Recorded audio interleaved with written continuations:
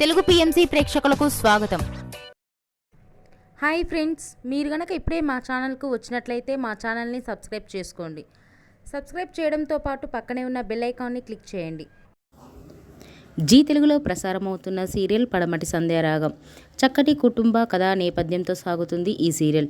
ఈ రామలక్ష్మిగా సౌందర్యారెడ్డి నటిస్తున్నారు. ముఖ్య పాత్రలో రఘురామ్గా సాయి కిరణ్ నటిస్తున్నారు. తాజాగా రామలక్ష్మి తన లేటెస్ట్ ఫొటోస్ని అభిమానులతో పంచుకుంది. ఆ ఫొటోస్ని మనం కూడా చూసేద్దాం.